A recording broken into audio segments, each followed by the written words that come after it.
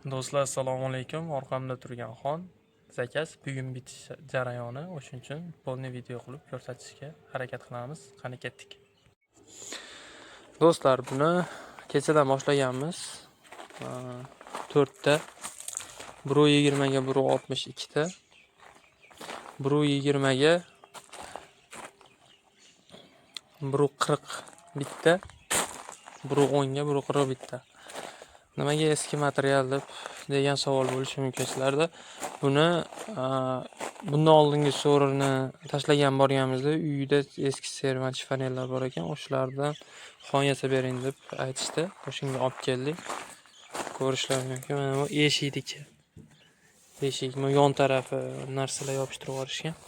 Hozir qatirdik. Endi buni polni laklab, chiroyli qilib, nazdalab tayyorlanadi. Oyoqlarni o'zidan chiqardik. Kesib chiroyli qilib o'zidan chiqarilgan oyoqlar.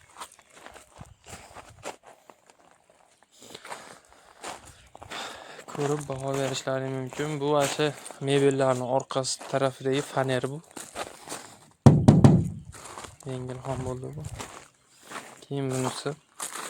Bu uloq bo'ladi deb aytilgan, o'shuning uchun oxirida 12 santimetrli uloq tushdi.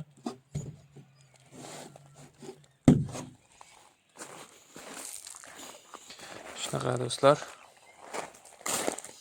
Ularning narxlari hamma material o'zini detallarining ichidan chiqdi. Shu 4 ta xonni 800 mingga qilib berilyapti.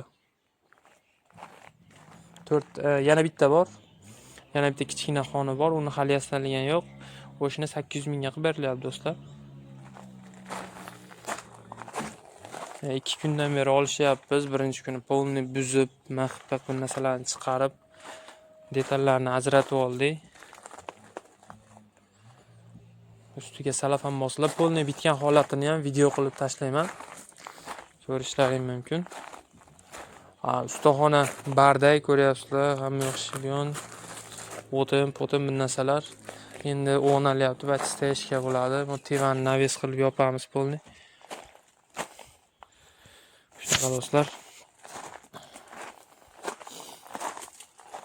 Yog'och ishi qandaydir bir eski narsalaringni yangi bir holatga keltirish kerak bo'lsa, xuddi shunday telefon qilishlaring mumkin. Bizni manzil Farg'ona viloyati Quva tumanida. So'ri, stol, stul, yog'ochdan nima yasash mumkin bo'lsa, hammasini yasab beramiz do'stlar.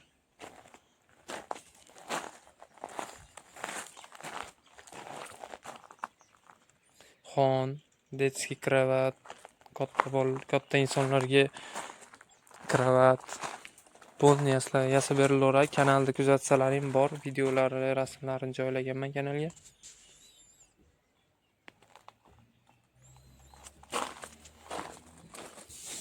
Sifatini xudo xolasa pishiq qilib, yaxshi qilib yasab beramiz.